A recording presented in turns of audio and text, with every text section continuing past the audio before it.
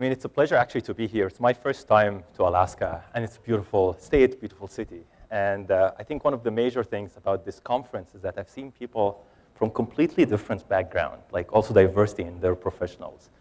And I really would love that if we learn something today, and then like the reason I'm really here is that if you can see some of this work that I'm going to present today, if you can also replicate that here, because this is one of the major gaps that we have in our research. So I'm going to talk about like how can we are doing, like how we do metabolic subphenotyping, which is something that I feel like the morning speakers have really laid the foundation for it, which is something about insulin resistance, beta cell dysfunction, and also incretin deficiency. And we're going to use a lot of wearables. So it's like, as you see, like there are lots of smartwatches, but also like CGM. And in the talk today, if I'm talking about smartwatch, it's from Fitbit. But I would say like everything that I'm going to talk about here can also be translated to other wearable devices. Same thing also in CGM. It's from like Dexcom, but I feel like it can also be translated to other providers as well. The first half of my talk is about my work at Stanford University, and then the second half is about my work at Google. So wearables, as many of you know, that wearable has really transformed how we treat patients, how we actually like monitor them over time. I'm sure many of you who really practice, they have seen people coming to their practice, to their, or like their clinic, they're coming and saying, is like, I have that really increase in heart rate, or like their blood pressure was really high, or like they have experienced some hypoglycemia or hyperglycemia. But like when you really measure them during your, during the meeting with them, you see that they're really normal. The patients or participants are not really wrong. They have experienced something, but because we don't have the tools to measure that in the clinic, we have to really put all of these different devices on them to see all the real-time monitoring. So things that I'm going to talk about today from wearables and CGM are not the traditional ways that we use these devices for. So usually we use wearables to measure activity, to measure sleep, but we're going to use it today for metabolic health. Same thing also for CGM. CGM, we usually use it for like in-range, spikes, like area under the curve, all of that. I think today we're going to use it for a different use case that I hope that will prevent a lot of diabetes cases in the future. So let's just dive into the glucose metabolism. And like, as I said, like the speakers in the morning really laid the foundation of this. So it's like, as you know, like when we eat food, that gets metabolized. We get the glucose in the bloodstream. The glucose really becomes higher, and then the beta cell after that secrete insulin. And then that insulin go to different tissues, right? The three major tissues are hepatic, and the hepatic tissues, and also muscle tissues, and also fat tissues. Some of these tissues may actually have insulin resistance. So for some cases, for the most dominant effect of like diabetes, people won't have enough beta cells. But for some people, their beta cell is actually working as it should be, but their tissues are insulin resistant. It's either hepatic insulin resistant, muscle insulin resistant, or adipose insulin resistance. The other one is the GLP-1 and GIP. Those are the incretin hormones. So when we eat, the food goes into the intestine, and then that stimulate the intestine to secrete incretin hormones. Those hormones should go to the beta cell to tell the beta cell to secrete more insulin. For some person, their beta cell may be working as it should be. Their tissues are actually sensitive to insulin, but the signal that goes to the beta cell is not actually coming. And in current practice, we really don't know how to identify those cases. And I will tell you how we are trying to really transform that. So look at this example. Here you have 32 people.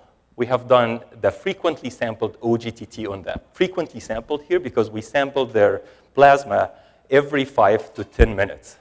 And what you can see here on all of these graphs is that you see like people on the top, like the top two rows here, those are people who are normoglycemic based on HbA1c. Those are people that you measure their HbA1c and it's in the normal range.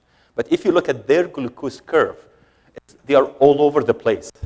So the hypothesis here is that we really think that the information in that curve can identify the underlying pathophysiology. So some of these people may be insulin resistant, some of these people may be having beta cell defect, or maybe like having incretin deficiency. And this is one of the things that we're really trying to translate. So what we have done then is that we took all of these people, we measured their HbA1c, and as you can see here, we sorted them based on HbA1c, from lowest to highest. People in the top, those are normoglycemic. We also have done the muscle insulin resistance, and we have done the beta cell dysfunction. Like, we profiled those using gold standard tests. We also try to do incretin effect and also hepatic insulin resistance. All of these tests are not available today in practice. The way we do that, we do it in research units. So we have done that at Stanford University. So those are things that not really accessible because they are very, very expensive. They take a long time to be done, and they need experienced endocrinologists to be actually performed. And what you can see here, for people who are still normal glycemic, some of them are actually insulin resistant. And for some of them have actually beta cell defect. And some of them also, they have incretin deficiency. So how we do that, right? Usually when people go to the clinic, people measure their fasting glucose or they measure their actual random glucose level, and they are fine, so they send back home, and they don't really treat what's coming. So what we're trying to do here is that we're trying to identify these cases, and we're trying to develop technologies that are very, very accessible to identify them. So as you can see here, so we have here like all of these people, like 32 people, and we have the deviance in each one of these subsystems. So if you really see that, you'd see some people like person number 42, that person is incretin deficient. They are insulin sensitive, their beta cell is working as it should be, but they are incretin deficient. So if you want to personalize the treatment for that person, you really don't want to try metformin. You don't want to try anything except like GLP-1 or GIP or anything that really target the incretin deficiency. But again, we cannot identify that using the current tools. So we have to figure out new tools to do that. Same thing as people here. You would see like some of those, they have like muscle insulin resistance, some of those they have hepatic insulin resistance, some of them they have also combination. And the first thing to really treat them in a personalized way is that we have to identify the underlying metabolic subphenotypes. So how we did that? So we tried to get out of these 32 participants, we tried to measure all metabolic subphenotypes in a gold standard way. And when I say gold standard way, those are the tests that has to be done in a research unit. And then we get the OGTT, the frequently sampled OGTT from plasma. And then we get the glucose curve from each one of them. So it's a 3-hour curve information. And then we have all of the metabolic subphenotyping. We also measure other tests as well. So we get like the polygenic risk score for them for type 2 diabetes. We also get many other metrics that are currently used in practice, like HOMA-IR and Metsoda index. And because we have the data, which is the glucose curves, and we have the labels, the gold standard labels, we can train different machine learning models to identify these labels from curves. And those are the standard glucose curves. So that's the first thing we are trying to do. The second thing, if we are successful in the first thing, the second thing is that can we do that at home or not? Because again, first problem is that the tests are not available to everyone, right? So if we can do it in research unit, in universities, I think that's a really good step forward, which is here. But the real impact, if we can do it at home with CGM. So let's see how we did that. So we try to, after we train all of these machine learning models, we try to see if we can predict muscle insulin resistance, beta cell function, incretin deficiency, and hepatic insulin resistance. And each one of these bars represent one feature set. I want you to focus on the last 2 bars. So the last 2 bars, they usually have the highest accuracy in predicting that specific metabolic subphenotypes. So these are the 2 bars that are related to glucose curves. Like we use the glucose curves into 2 different methods, and both methods actually outperform the current available metrics that we use for muscle insulin resistance. Same thing for beta cell function. Glucose curve from OGTT can actually identify beta cell much better than any other surrogate marker that's actually available today. Same thing also for incretin deficiency. The hepatic insulin resistant is the one that's Metsoda index and HOMA-IR are actually better than glucose curves. Okay, so that's the first part. First part, we proved that we can predict those metabolic subphenotypes in the clinic with OGTT, not the standard glucose, not the gold standard methods, which is great. Now the second thing, can we do that at home or not? So what we did is that we got 24 people, and then we asked them to go to the research unit, and then we did the gold standard test for muscle insulin resistant and for beta cell function. So why we really choose those 2, not the incretin effect? Because the muscle insulin resistant and beta cell function, we think we can really change them with lifestyle. And there is also enough evidence on changing them nowadays. So we asked them to go to the clinic, like to the research unit, do the gold standard test, and we put CGM on them 2 days before that visit. And then we did the OGTT in the clinic. So we get the plasma sample, and we can also get the reading from the CGM concurrently. So the first thing we want to do, are those curves similar or not?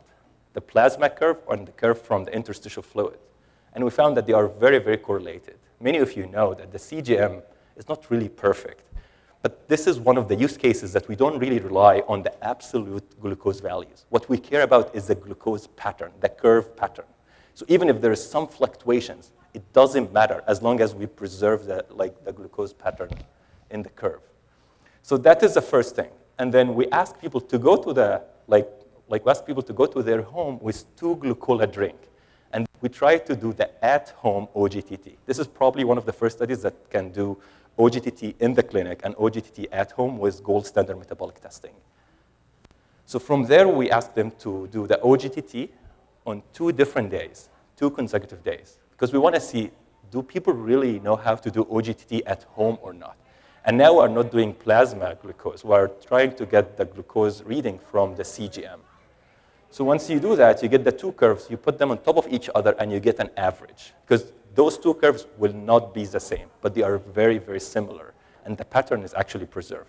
And in the paper, and I really really hope that you go back and read the paper, because you would see the CGM on each person on every single day, and you would also see the OGTT in the clinic, and you would see how they are over each other. And again, if you go over those curves, they are not exactly the same, but the pattern is there. So now we have used that. We got the machine learning model from the previous training, from the one that was done in the research unit, and we tried to predict muscle insulin resistance and beta cell function from the at-home OGTT. And if you look at those bars, that shows that the accuracy is very similar with the one that we have received from the research unit. So now the first part is that we can do these metabolic subphenotyping in research unit with long OGTT, but you can also translate that to at-home with CGM. So that's great. But what's next? What's next is that we try to see if we can take the same participants and we ask them to eat specific foods. So those what we call standardized meal. And we try to standardize that based on the number or the amount of carbs in each one of them. In each one of these standardized meals, we have 7 meals here. Those are 50 grams of carbs.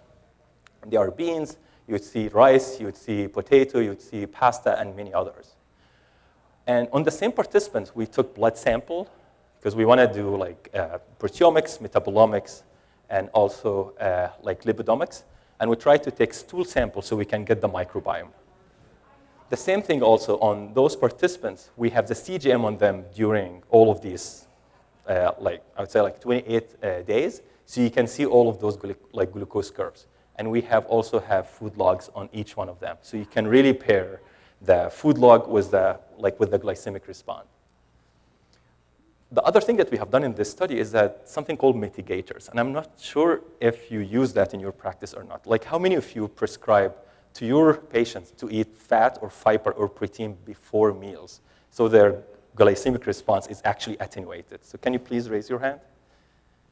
Great. Okay, so this is awesome. So we try to do that study. We try to see, is there any universal mitigator that apply to everyone?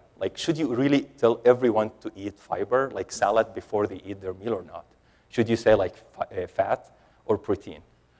Why is that? So that's something that we try to also uncover in that study. And we try to see, are those glycemic response related to metabolic subphenotyping on these people or not?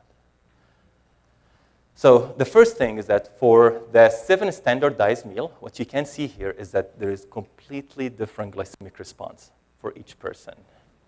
Those are standardized based on number or the amount of carbs in them. Most people, their worst meal was rice. Most people spike to rice, but not everyone spiked to beans. Same amount of carb, again. Not everyone spiked to potato, not everyone spiked to grapes. But again, the consensus that we found is that the white rice, everyone in our study, independent of their metabolic subphenotype, really responded badly to it.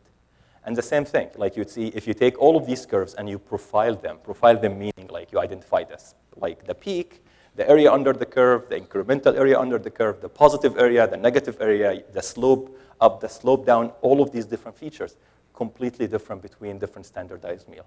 So it's very, very personal. So why is that? We think it's really because of microbiome. But again, microbiome research is great, and I've done during my PhD, I developed a lot of machine learning models to actually predict phenotypes with microbiome.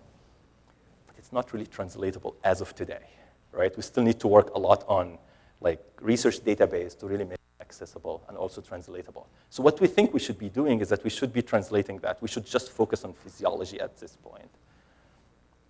And what you can see here is that the PPGR, the postprandial glycemic response, is really related to metabolic subphenotypes. So you would see people who are insulin resistant, they would actually spike to potato. People who are insulin resistant, they also spike to, people who are insulin resistant, they also spike to pasta. They don't spike that much to grapes, though. So what we are trying to use, and we will see that in the next slide, is that we are trying to use some information about these standardized meal to be able to predict metabolic subphenotypes. Again, you see where are we going, right? We start with predicting metabolic subphenotypes in research units with OGTT, so we don't use all of the gold standard tests that are very, very expensive, not accessible. And then second, we try to do that at home with OGTT. And the way we are trying to go is really, can we do that at home with standardized meal? So we haven't done that in a prediction model yet, but this is the result that we have shown this here to show that the insulin resistance is very associated with the ratio between potato to grapes. If you look at the peak of potato and then the peak of grapes, and then you divide those on top of each other, you get a value. That value is related to insulin resistance. If it's high, a person is probably insulin resistant. And again, this is going to be way more accessible to do metabolic subphenotyping at home than OGTT. But we still need to do a lot of work to do this. Again, the other thing, the mitigator effect. And this is one of the really cool stuff that we have in the paper. Because if you really look at the people, here we are trying to put a summary of the whole cohort. But if you look at every single individual, and we have that data in the paper, you'd see that it's really all over the place. Some people get the benefit from whatever mitigator that you put them. Some people don't get the benefit at all. Some people really get worse effect when you give them fiber or protein or fat before the meal. So what we really need to do is profile the metabolic subphenotype and try to identify why people are actually doing this. And what we think is that the best thing is we have to do N of 1 studies. There's you have a CGM, you give those pre-meals to your patient or your participant, and you try all of these different combinations, and you see what really works with them. Because what works with them is related to their own body, mostly related to their own microbiome. So that's one. And then after that, what we tried to do is that we also collected, as I said, lots of lifestyle data on the participants. So we got their activity, we got their sleep, all of those from Fitbit. We also asked them to log whatever they have eaten. So we have a really rich food logs on each one of them. So we tried to put that in a dashboard, as you can see here. So you see CGM, you also know when people go to bed, when people eat the last meal before bed, so you can identify the time between last meal and going to bed when they wake up. Also the time in different sleep stages, REM, deep, or light. You can also identify the time of fasting that each one of these people have. And then we try to correlate that with metabolic subphenotypes. And again, the really hope that we're trying to do is that instead of doing metabolic subphenotyping in research units or doing it at home with CGM, with OGTT, or doing it at home with standardized tests, hopefully we can use just the natural lifestyle to be able to predict those metabolic subphenotypes. And what we have found is that there is a very big correlation between all of these different between all of these different lifestyle factors. What you see here is probably more than 50 different features that are related to diet, sleep, activity, and we try to correlate them together. So what we're trying to find, and I think we will get to there if we have enough data, is that you will see specific pattern. People who follow specific lifestyle, they will end up developing certain metabolic subphenotypes, and they will end up having diabetes at some point. If we can identify that way earlier than actually you measure HbA1c or fasting plasma glucose or OGTT at 2 hours, I think that would be very, very impactful, because you can prevent a lot of people who would develop diabetes. Again, one of the major stats that I think we all know about is most people who are actually pre-diabetic, they don't know that they are diabetic. I would say 78% of people don't know that. But type of these technologies can actually identify them much, much earlier. And I'm assuming like in the very, very near future, many people would have access to wearables. Those will always get cheaper, by the way. So we use the lifestyle aspects to be able to predict metabolic subphenotypes. And what you see here, like on the top, you would see the beta cell function, you would see the incretin effect. You would also, on the bottom, you would see like muscle insulin resistance, you would see hepatic, you would see adipose insulin resistance. So some of these lifestyle factors can actually help predict these these metabolic subphenotypes. Everything I talked about, it's a published work. That's mostly my work at Stanford University. Then what I have done after that is that like looking at everything I talked to you, I try to see what is really very coming up to be able to translate it to many people. And I think out of all of these 4 metabolic subphenotypes, I would say insulin resistance is the one that if we uncovered it much, much earlier, we can have really impactful, or I would say like we'll have really impact on uncovering people who would develop diabetes very soon. But we cannot do it on just CGM. We cannot do it on a standardized meal. We cannot do it at home with other technologies that are gonna, like that they are very, very correlated with each other. So what we try to do next, as I said, it's mostly insulin resistant, but we have to do one trade-off. Go with gold standard test or go with one surrogate marker that we can use to scale. To give you an analogy of why I'm going this way, the first studies, which are the 3 papers that I talked about, those took us 7 years to actually finish. And we recruited around like 70 people.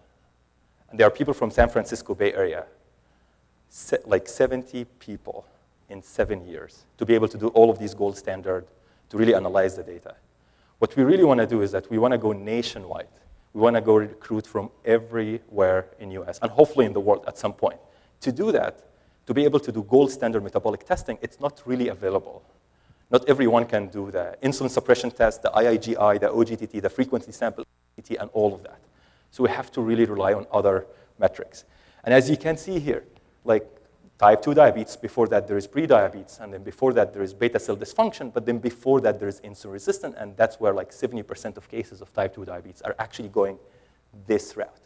There are around like, I would say like 20% coming from the incretin deficiency, but like 70% coming from the insulin resistant. And what you see here is that there is a genetics and microbiome component, but there is a huge component of lifestyle. And those are things that we can measure nowadays. Not all of them, because I want actually your help on that. Because like we can measure physical activity very well on smartwatches. We can measure sleep now very well.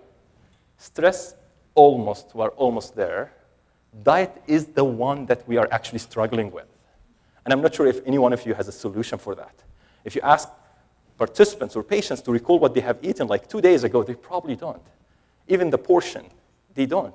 If you rely on the mobile apps to identify, like to tell people, please log whatever that you have eaten, good luck if you get people adhere to that after a week.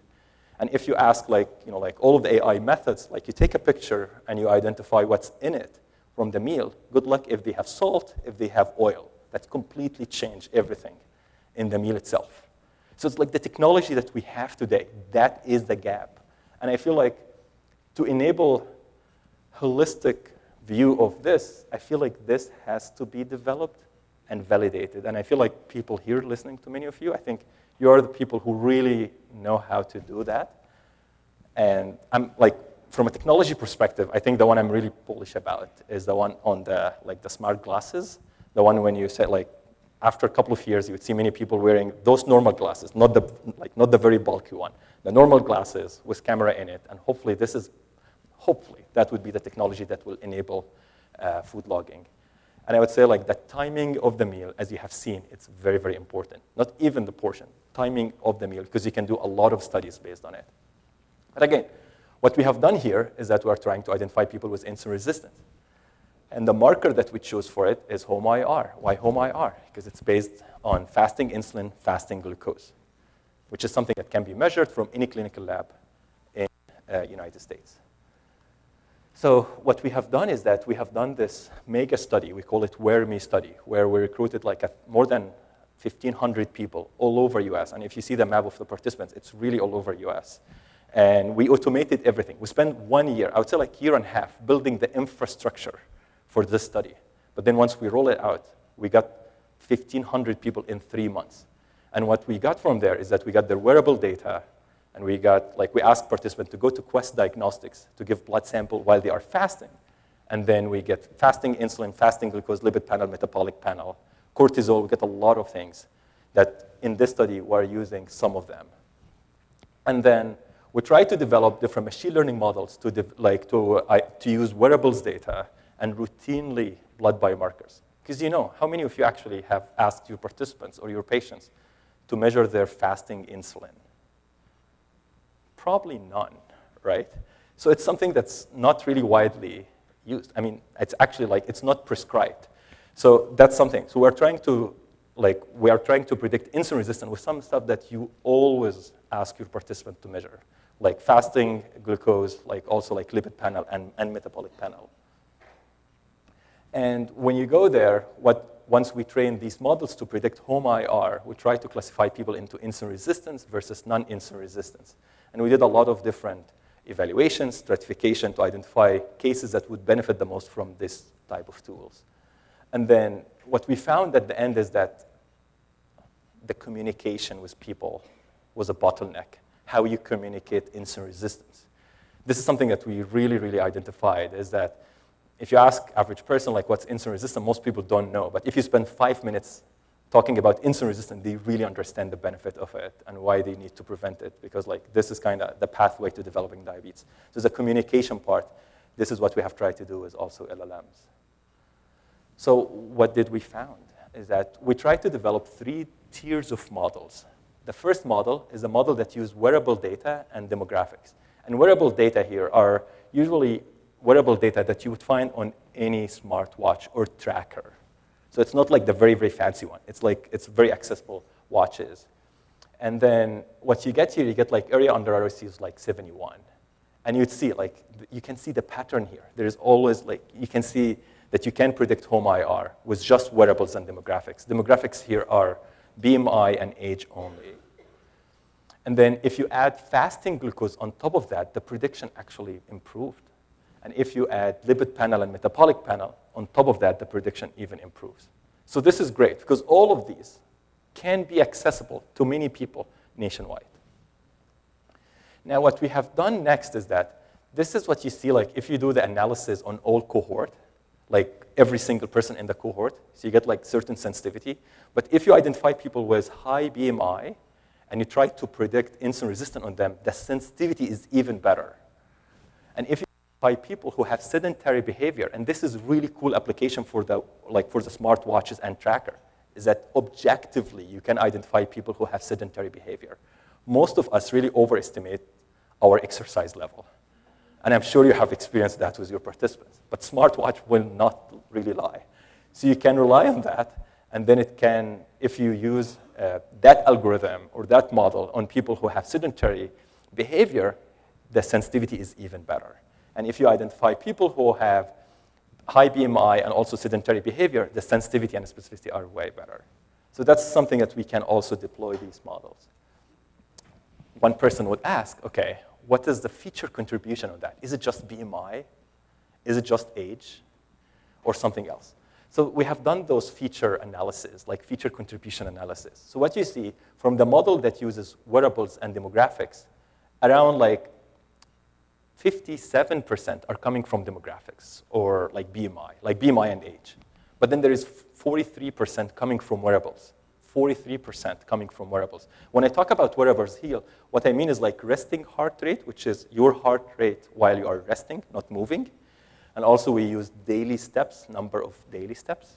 And we use the sleep duration, the duration of your sleep.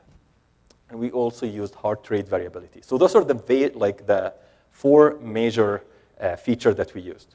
There's something I'm not showing it today, but hopefully it will be published soon, is that when we used really high resolution wearable data, instead of 43% contribution, it's 80%, which tells you just wearable data can identify insulin resistance to a certain degree. You don't even need to know the BMI.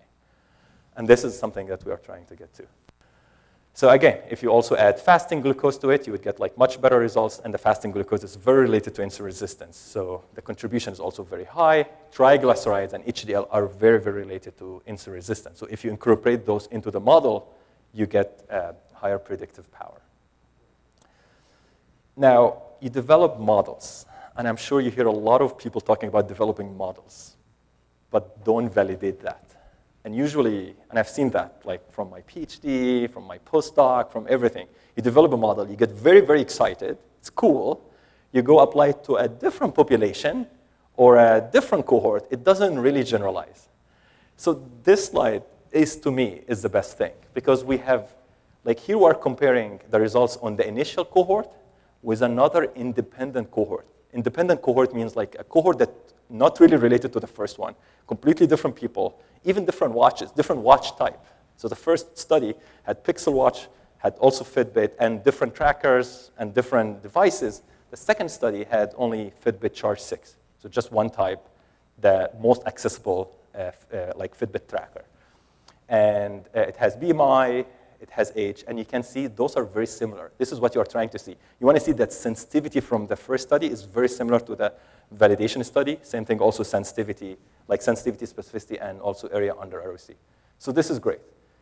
So why I'm really asking you is like the gap. There is a gap here. The majority of our participants are actually Caucasian. And we have, I'd say like 10%, 15% are Asian and Hispanic. We have really gap on Native Americans. Like we have gap on many other ethnicities. And the model doesn't really generalize unless we have enough data. So we need to have that data to be able to improve our models. And again, those are tools that you can really have to be able to use these prediction models in your practice. So if anyone here finds some of these studies interesting, they want to collaborate, I would love to talk to you. Okay, next is the communication part. As I told you, it's like insulin resistance is great, but the communication part is not great. Like if you say, like if you tell to a person that you're insulin resistant without really explaining it, the person may not really understand it very well. So we have to work on the communication part.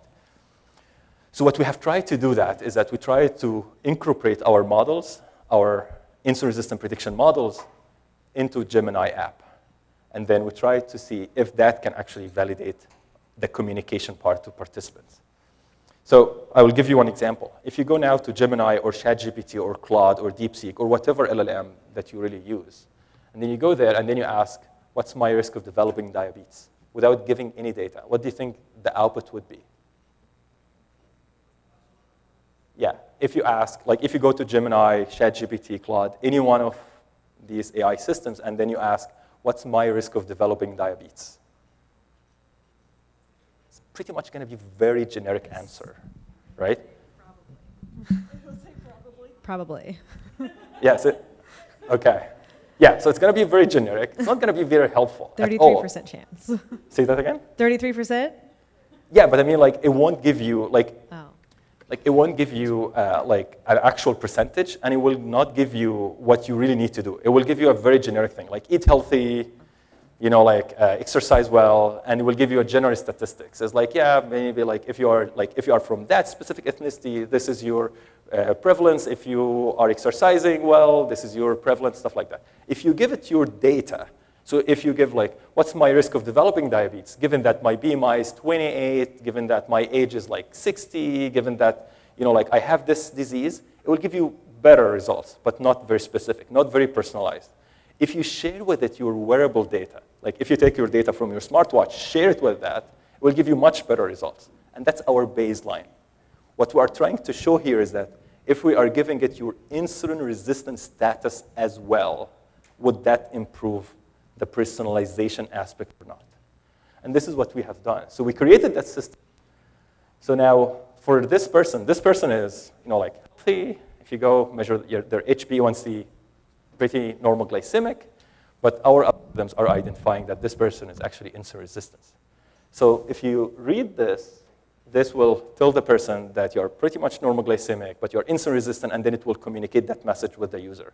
And we try to evaluate this. Is it really helpful? So we asked a couple of endocrinologists across the country, because we don't want to be in a bubble. We really ask people across the country who see patients from completely different demographics and see, is the answer of this LLMs, is it actually right or not? Is it factual or not? Like, is it accurate or not? Is it safe or not? Because you don't want to also provide something that's not really safe to participants. And I also want to see, like, is it useful or not?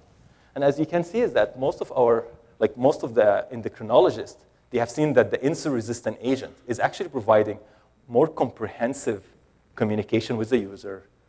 It's more trustworthy because it gives the actual links on where the model is actually doing those predictions, and then more personalized because it can rely on your data. It can tell you your heart rate is this, your resting heart rate is that, your heart rate variability is this, your sleep is that, and if you decrease it or increase it to a certain percentage, this is how can you improve your insulin-resistant status. So where are we going after that? We're trying to take this to many other modalities as well. So we're trying to develop something called PHA, the personal health agent. That's not just doing insulin resistant, but it's trying to really see everything about your health. So if you ask a question, not just about insulin resistant, but something about like your cardiometabolic function, if it's something about kidney, can we actually use these systems for it or not? And I told you, if you go to the generic Gemini, generic ChatGPT, and you ask any one of these health-related questions, what you get is a very generic answer, not really helpful. What we're trying to do here is that we're trying to hook all of these different systems so that your wearable data is there, your demographics is there, and then when you ask questions, the model use your actual data to give you the answer. And we try to evaluate that on different aspects. The one thing that you would see here, we try to evaluate this on comprehensiveness, usefulness, factuality, reference, and everything. And as you can see, in most cases, the agent is actually better than the base model. So this is what you see here, and it's mostly significantly different. So as you can see from this talk is that we really try to identify people who are at risk of developing type 2 diabetes way earlier at the point that you can really intervene. And hopefully you can intervene with lifestyle. Because like once your HbA1c is at a certain point, as you have heard from many other speakers, the beta cell is already, like the majority of the beta cell has been already gone. And we want to preserve it. So hopefully communicating those early messages with the participants will help people to change their lifestyle. And I'm sure many of you have tried to change lifestyle continuously for people. And I'm sure it's really one of the hardest things. But like hopefully, once people understand what's going on, what's the pathophysiology of the underlying metabolic subphenotypes, hopefully that will help them to change their lifestyle. And with that, I want to thank people who helped me to do this type of studies. I was at Michael Snyder lab at Stanford. Tracy McLaughlin is the person who taught me everything I know about diabetes. She has been trained with the father of insulin resistance. So really helped me on that. Dalia is one of the greatest dietitians I've worked with.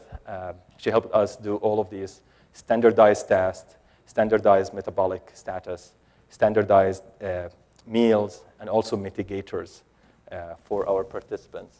And then at Google, we have Chavi, Kathy, and Ali, and everyone there. With that, thank you so much, and I would be happy to take your questions.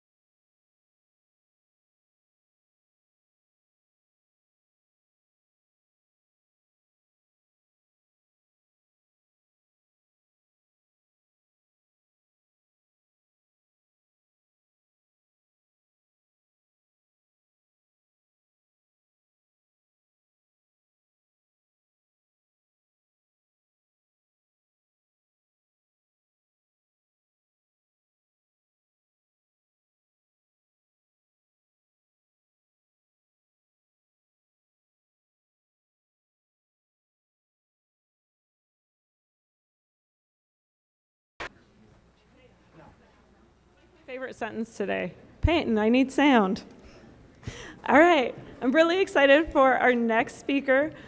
Melissa is going to talk to us about traditional food knowledge. She's a lifelong Alaskan and associate professor in dietetics and nutrition at the University of Alaska Anchorage, teaching courses such as Survey of Alaska Native Nutrition and Nutrition Through the Life Cycle. She is also the project manager of UAA's Alaska Traditional Kitchen, a project that promotes traditional foods, stories, and Alaska Native ways of knowing through life and recorded cooking demonstration. As a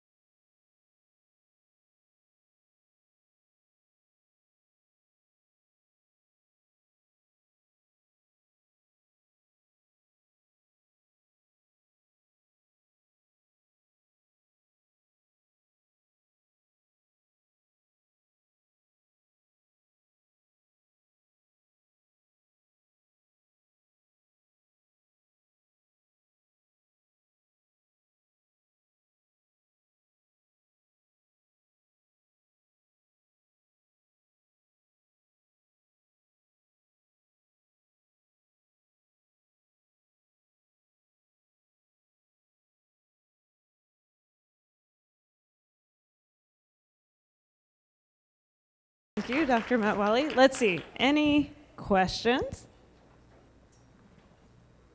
Anyone? We have some folks online who I haven't said hi to at all today. So if anyone online wants to chat in a question, Peyton will let us know. Hi there, Evgenia Evans, Chicago Endocrinology Department dietitian. Thank you so much for such an insightful work and your presentation. Question, so should we advocate for CGM for everyone as a prevention measure? Yeah, I think it's a great question. I mean, people ask this. And because we also want to promote like a healthy relationship with food, body, and like no OCD inclination. Like life is very stressful. Do we need this extra data as a preventative? yeah, if you have access to CGM, definitely use it. But I would say, and again, this is my opinion. It may not generalize. It may be incorrect. If you are normoglycemic and you use CGM, you learn a lot in the first week, maybe second week. You try to experiment with yourself. This is the one thing what I'm trying to say. It's like N of 1 studies at scale. So you eat something and you see, is it good for you or not? A very classic example of CGM, that's like banana and chocolate. You eat chocolate, it's not good. Like it's actually good for you. You eat banana, it's not good for you. Same thing. So you need to experiment that with yourself. But after 2 weeks, if you are normoglycemic, I'd say the value is not there, right? But there is value to do that every year for like a week or two. Learn a lot about yourself. Learn what has changed. But you need to also take lots of different things like metabolic subphenotyping. And I really hope within very few years, you put your CGM on and you would get a status. Are you insulin resistant, beta cell dysfunction, and also incretin deficiency or not? You will get that. And again, like also hopefully in more years, you will just put your smartwatch on you and you will see like, are you beta cell dysfunction or not? So it's 1 or 2 weeks per year. This is where I am now. If you are if you are normoglycemic, if you are type 2 diabetic, sure. If you are type 1 diabetic, sure. If you are pre-diabetic, it's kind of like going to be in between. Yeah. All right. Awesome. Thank you. Thank you. We have another question. Did you turn off my microphone? Peyton, thank you. Another question. I think just like looking at our whole conference in summary, thinking about social determinants of health and behaviors, I feel like the biggest barrier to a wearable for most of my customers is they're just like overworked and underpaid and have really hard lives. And I think what we're really talking about is mindfulness and a little capacity to think about caring for yourself, which I think most of my customers don't have time for. So my question is like, is the answer a wearable, or is it just maybe some public health measures to make life better for people? And I just would be curious what your thoughts are on that, if you're comfortable. Yeah, I think this is a great question because I think it hits the core thing what we're trying to do is accessibility, right? Like it's accessibility, but also like you want to give some data. You want to learn something about people. You want them to see their body, like you're actually profiling their body, and they are seeing it, and hopefully that will help them change. I think from accessibility on wearables, I think they are really getting cheaper and cheaper every single day. And I wouldn't be surprised if in the very near future, and I'm sure United Health has done that at some point, is that I think from the cardiovascular study, is that they give like Apple Watch for most people if they are doing 10,000 steps. It's going to be for free, something like that. So it's like, if we as research community demonstrate value, which is something that we have to do, by the way. Here we are trying to develop models to identify metabolic subphenotypes, but the next step is not just stopping here. The next step is that we have to do longitudinal clinical trials to demonstrate value. That if we identify people who are insulin resistant, they are actually insulin resistant, that's A. And if we identify them, we can reverse their insulin resistant status and we can prevent them from developing diabetes. And then if we really identify those cases and we demonstrate the value, I think someone like as a healthcare insurance company, I'm not sure, or I won't be surprised if they just like give smartwatch to people if they do these types of exercise that has been proven to decrease their insulin resistance, and hence they will decrease their chance of developing diabetes, and hence the cost of all of these drugs would be very minimal. Thank you, Dr. Metwally. Can we give him another hand? Awesome. Okay. And